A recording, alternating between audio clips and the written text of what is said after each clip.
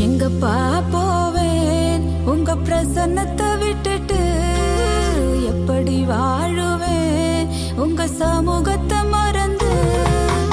எங்கப்பா போவேன் உங்க பிரசன்னத்தை விட்டுட்டு, எப்படி